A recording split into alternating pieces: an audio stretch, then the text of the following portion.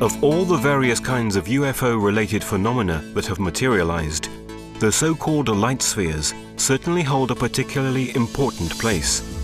These objects have recently gained greater popularity, thanks in part to the studies conducted by Dr. Eltjo Haselhoff. According to his theory, the light spheres could be the cause behind crop circles, with which they have often been associated. But the spheres began to appear many years ago.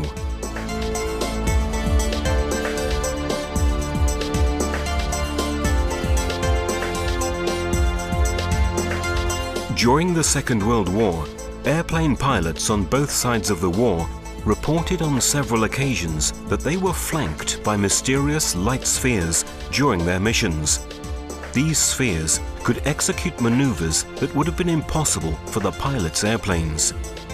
Their many attempts to outstrip the spheres and avoid pursuit were unsuccessful, and in fact, the spheres often seemed to anticipate the maneuvers of even the most experienced pilots. They appeared in all areas involved in the war, from Europe to the Far East, and it was soon clear that they were not secret enemy weapons. They were given the name Foo Fighters, from a corruption of the French word feu.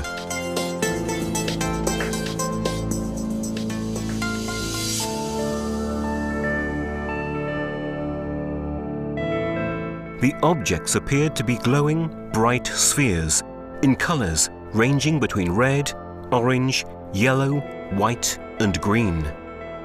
The instruments aboard the planes experienced malfunctioning when these mysterious craft appeared, and once radar technology became operative, the pilots realized that the craft were not detected by their radar devices.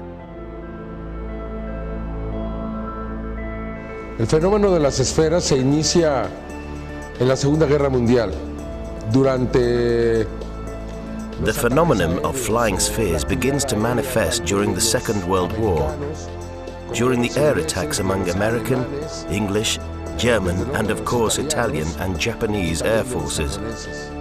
Cada una de estas fuerzas aéreas tuvo reportes y supo de la presencia. They all reported the presence of these spheres. Each of them thought they were secret enemies' weapons. And so they were frightened as they moved with great freedom. They could come very close to or move away from airplanes, almost passing between them. The committees established by both the Allies and the Germans to investigate the phenomenon did not officially reach any serious result. Initially, the pilots and their superiors were bewildered and understandably afraid that the spheres were secret enemy weapons. They later became accustomed to this presence, considering it innocuous. According to the pilot's statements, the objects were filmed on several occasions, but the films have since been kept in secret military archives. Footage filmed by random witnesses began to appear in the 1950s. These films showed the objects both alone and in groups, and what we see in the images confirms the statements made by the military pilots. In this film, we see that the cameraman has located a sphere hovering in the sky and an airplane flying nearby. Amongst the first to suggest that these craft may be extraterrestrial was the Polish-American George Adamski, the first and most famous of the contactees, that is, human beings who come into repeated contact with beings presumed to have come from other worlds. Adamski declared that these flying objects were remote-controlled surveying probes that extraplanetary spaceships had launched into Earth's orbit for study purposes. Their shape could be spherical or disc-like, and their size could vary from just a few centimeters to several meters in diameter. He filmed a number of them in flight. Over the course of the years, further films added to the wealth of footage showing these mysterious craft, giving a sense of continuity to their mysterious presence and origins. This film was recorded in January 1976 over Wiltshire during an experimental Concorde flight. It was filmed by British Airways staff working on another plane. The maneuvers that the white sphere executes are perfect examples of what the military pilots had described during the Second World War. The object flies beside the Concorde, glides along its windows, and then, suddenly, darts upward at top speed. In recent years, these probes have come ever closer to cities, at times flying literally right above the rooftops, sometimes even closer to our streets. Amongst the most significant material in which these probes appear is this video recorded in the Capo Redondo area of São Paulo, Brazil, on January the 2nd, 1998. This video is all the more interesting because the object was sighted very close to an inhabited area. The object, which measures approximately 20 centimeters, made no noise and was found about 200 meters from the young man who witnessed it, Alan Bruno de Oliveira. A remarkable number of witnesses saw the apparatus undergo transformations. This was made possible by its proximity to the witnesses, as well as the duration of the sighting. Over the course of half an hour, the probe completed several transformations above the houses of Capo Redondo. The movements that the little craft made suggest that a form of intelligence is driving it, halting sharply and suddenly changing direction and speed. It seems to have its own propulsion mechanism.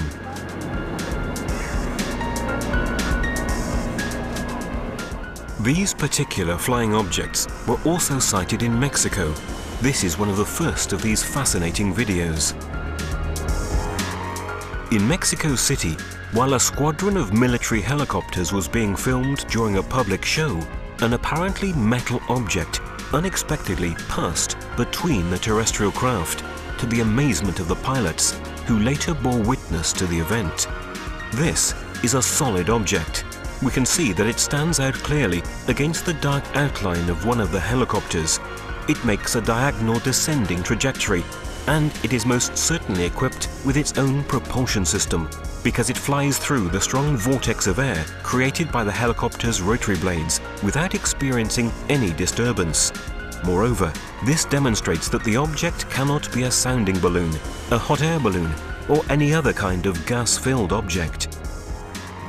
Now, we'll observe one of these light spheres gracefully floating near the slopes of the volcano Popocatépetl, southeast of Mexico City.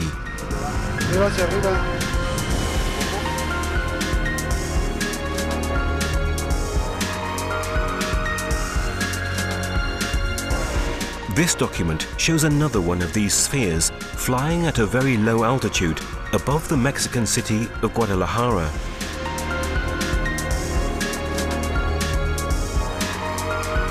The two videos of this particular type of phenomenon that we're about to show were recorded in Mexico City in 1998, the first just 2 days before the second. In these videos, we see an unidentified flying object in broad daylight, filmed on different days near the same building.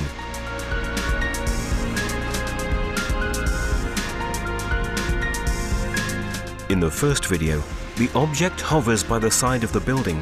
When the witness zooms in, we can clearly see the remarkable brightness of the rosy color that the sphere emanates. In the second video, recorded 2 days later, we initially see a dark object cross the sky. After a brief stretch, it begins to descend, and we can perceive a change in its brightness. After a slow and indecisive glide, we see it move once again along the side of the same building, shown in the previous video. Then it rises again and slowly moves away.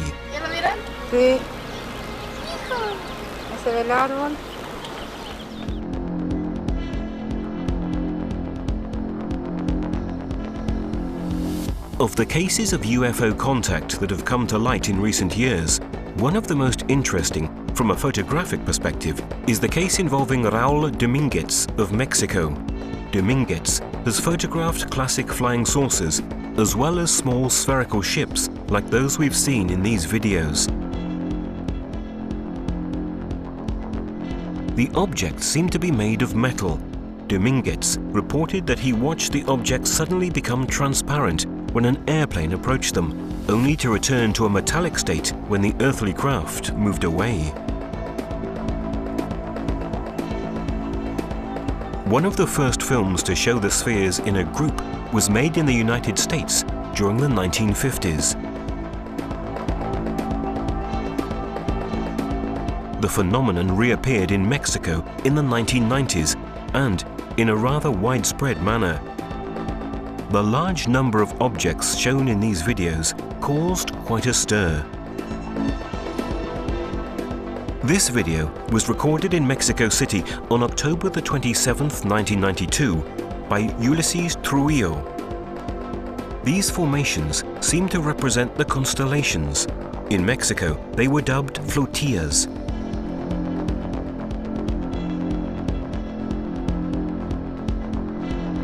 In this short video, one of the objects increases speed and, flying vertically, passes by a slower object. The presence of light spheres is not limited to the skies over our planet. They have also been sighted in space and filmed during both American and Russian missions. Extraordinary early testimony was provided by the American astronaut James McDivitt. While flying with the Gemini 4 in June 1965, he succeeded in filming a sphere that had approached his ship. I happened to glance out one time, and there against the black sky was a white object. Geometry of it was sort of like a beer can or a Coke can with a pencil sticking out one of the round edges at about a 45-degree angle. In this short film, recorded by the astronauts of the Apollo 12, we see a white sphere move quickly above the moon's surface. While the Apollo 17 was landing on the lunar surface, one of these white spheres was filmed as it moved to the side of the earthly space module.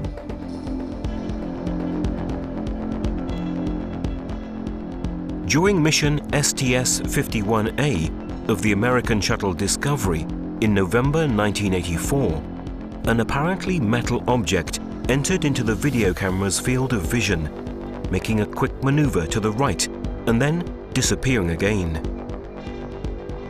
When watching the scene again, we can see how the light and shadows change as the object moves, in correspondence with the overall light and shadows in the scene.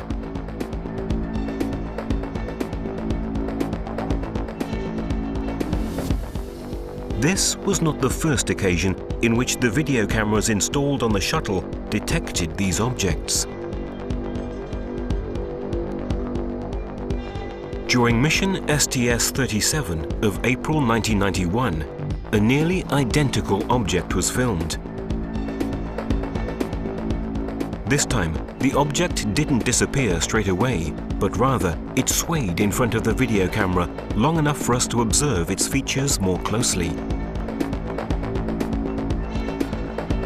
In a close-up, we can observe a slight swinging motion as the object hovers in front of the lens.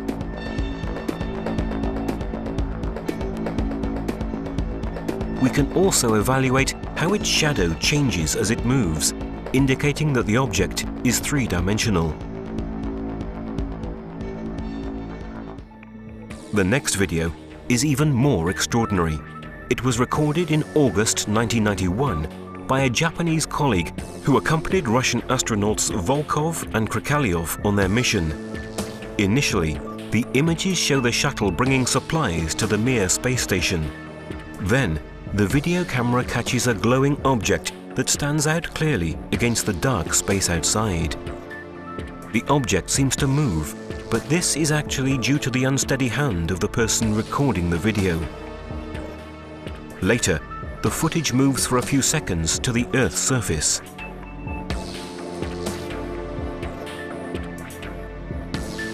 When the camera returns to the glowing object filmed previously, we see that its distance from the planet has decreased, and it is quickly approaching our atmosphere.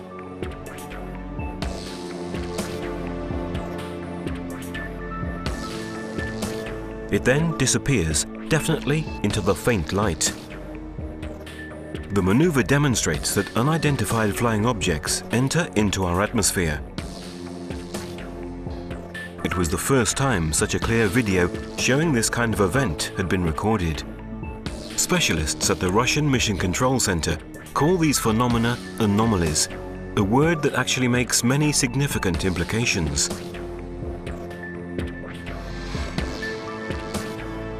In this extraordinary footage, we find ourselves inside Moscow's Mission Control Center. We can see the Russian space station projected on the giant screen. The video camera filming it is on the American space shuttle Discovery, and it's filming the moment of separation from the Mir, which holds the astronauts Vladimir Solovyov and Nikolai Budarin. The large map shows the orbital route followed by the space station, which was near the coasts of South America at the time. At one point, the person filming in the control center turns the video camera toward the large screen to film a scene that seems truly unbelievable. We see a glowing, pulsing sphere coming from the lower right, fly sideways along the side of the orbit station, and immediately afterward, another sphere moves downward on the right-hand side of the screen. Then, on the right-hand side again, two further spheres appear, one above and one below, slowly moving across the field of vision. In the top left light panel, we can read the date and time, 18th of November 1995, at about 12:22. Finally, yet another spherical object appears from above, flying not far above the space station. The Russian Space Agency can give no real explanation regarding the nature of these spheres, which, as we've noted, they very concisely call anomalies.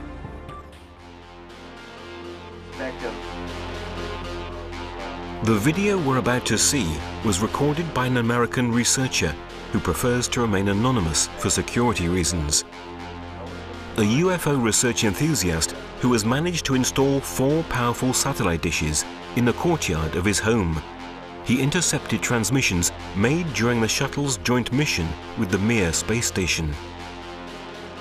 The images are astonishing. As the shuttle docks and separates from Mir, several pulsating objects can be seen twirling near the earthly shuttles.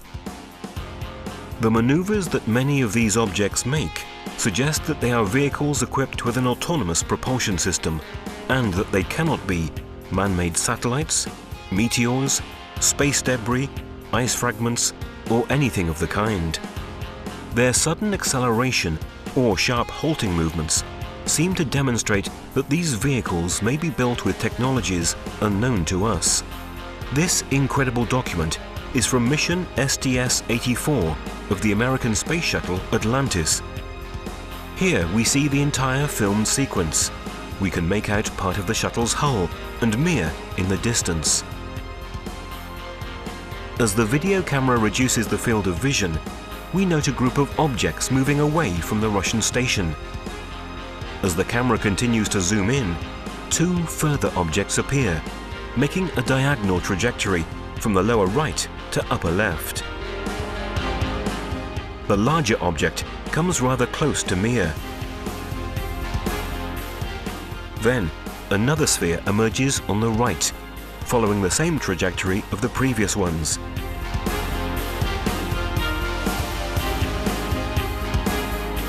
Immediately afterward, we note a white sphere in the lower right-hand corner of the screen, followed by other, smaller and faster objects.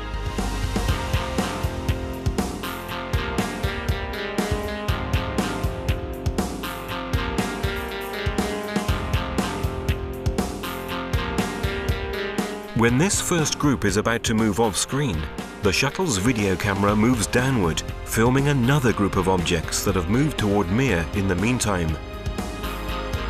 As we can see, the largest of the 3 objects halts its course and, accelerating slightly, it changes direction, moving more vertically than before.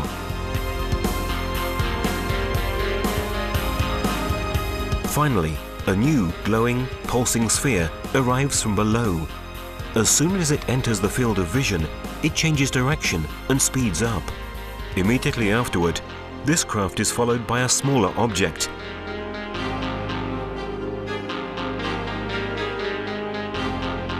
and then by a second, which flies out from beneath the space station. We'll now see the most important phases of this extraordinary sequence, enlarged and at different speeds, to show the maneuvers more clearly. Naturally, one would think that if these were flying detritus or meteors, their number, frequency, and proximity to Mir would be a constant danger to the life of the astronauts on board, and to the integrity of the space station itself, such that it would be advisable to return to Earth. If this didn't happen, it may mean that many of the objects we've just seen are of an entirely different nature. According to the most recent scientific research, there is a direct link between light spheres and crop circles. In addition to statements made by various witnesses, there are videos in which we see these little white spheres floating above the fields where these fascinating designs have appeared. Of all the documents showing these objects, the one that has caused the most sensation is the video in which we can see spheres flying over a wheat field. In just a few seconds, a design looking like a snowflake appears in the field. The video was recorded at 5 o'clock in the morning on August the 11th, 1996 by John Wabley, an English crop circle enthusiast near Oliver Castle in England.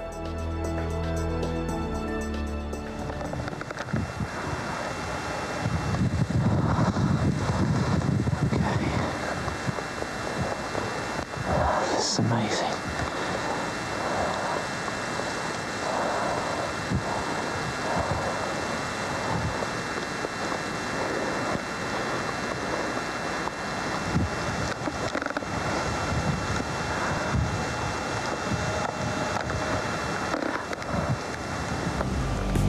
There has been much controversy regarding the authenticity of this video, but careful analysis conducted by the American investigator Jim Diletoso, an expert in computerized video analysis, found no trace of falsification. The key thing is that if the Oliver's Castle image was made digitally, that word digital says it went into a computer. In the vertical interval signal of the copy that we have, there is no evidence that it was ever digital format. So point of the story is I find no evidence of a hoax in the Oliver's Castle crop circle formation, and I find enough unique and interesting things to think that it very well could be real and should be studied further. Other researchers have denied the authenticity of the video, but so far, no one has been able to provide valid evidence to support this argument. Furthermore, the design appearing in the video was real, and it had the features of true crop circles. However, according to the famous English crop circle scholar, engineer Colin Andrews, some doubts have been raised due to the strange behavior of the person responsible for the video. So I am, unfortunately, as a researcher, not qualified in that field, simply to accept that Jim believes it, and others, it to be technically real, authentic, and yet the groundwork into the individual concerned is highly questionable. Other than I am so sorry not to be able to totally embrace it. In any case, while waiting for a definitive verdict, the video gives us a visual idea of what happens in these cases, corresponding to the statements made by numerous reliable witnesses who have seen such a phenomenon take place. Strange story. People tell about balls of light, whatever they are, flying around in crop circles, flying over the fields, and sometimes even creating crop circles. Regardless of whether the video is authentic or a fake, one thing is certain: it illustrates what many people have observed throughout the world. The videos we've seen so far show an astonishing reality unknown to most. These documents have emerged thanks to the investigations conducted by researcher Giorgio Bongiovanni. I've been able to collect these videos and testimonies thanks to the cooperative relationship I've established with some of the leading ufological researchers and investigators throughout the world. Io ritengo che il pubblico debba conoscere queste testimonianze e questi filmati I believe that the public ought to know about these testimonies and videos because today, after so much skepticism and disbelief, science is beginning to take these phenomena seriously, at least for study purposes. Amongst the scientifically valid studies on light spheres and their relationship to the crop circle phenomenon, the recent work of Professor Eltjo Haselhoff is quite noteworthy. The professor is currently one of the leading scholars of the crop circle phenomenon. His research has analyzed the possible link between the deformations of the nodes in the wheat plants sampled from the crop circles and an electromagnetic source placed at a certain height above the wheat. The result of these analyses is displayed in this graph. Each vertical bar represents the average length of 20 steles in a specific area within the circle. The perfect symmetry in the graph is astonishing. The same exact correspondence was found in 3 further cross-sections within the circle. This is a highly significant discovery. The length of the nodes is perfectly symmetrical within the crop circle. It's circular in shape. This indicates that whatever mechanism created the crop circle also caused the nodes to lengthen. If this formation had been caused by simply flattening the wheat with an axle, as many think, there would be no reason for the nodes to grow progressively toward the center of the crop circle. Every single plant has the same amount of sunlight, of water, of temperature, everything. So how does a plant somewhere in the center of the circle know that it is in the center of the circle? If you look at this distribution of thermal expansion of these plants, of the cells, you find that it perfectly matches the heat distribution that would be created by a little heat source, a spherical source of electromagnetic radiation, which would heat up the crop. Don't ask me how. The match is just perfect. And actually you can extract the height of this source from the distribution of this thermal expansion. And in one case, the height corresponded to 4 meters and 10 centimeters, while the eyewitness said it was about 3 or 4 meters. The measurements taken for the average length of the nodes have been discovered to correspond perfectly to theoretical values if the source of the radiation had been at a height of 4.1 meters above the plants. This finding perfectly fits the statements made by witnesses and the images shown in the Oliver Castle video. And you find quantitative evidence which corresponds perfectly to what these people say. So at that point in time, you can't just ignore what these people say. You should at least pay attention to them. Professor Haselhoff has written an article giving details of identical results achieved in other crop circles. In the article, he arrives at the conclusion that the electromagnetic light spheres must be involved with the development of the crop circles. The article was published in Physiologia Plantarum, a scientific journal on plant physiology and biophysics. Thanks to this publication, the idea that the flying light spheres are in some way responsible for the crop circles is no longer just a hypothesis. Thus, what we've seen so far has confirmed that unusual objects are flying in our skies and producing extraordinary phenomena such as crop circles. The complex nature of the data gathered suggests that the phenomenon originates from a form of intelligence. It's up to us to continue seeking and to understand whether this intelligence has terrestrial origins.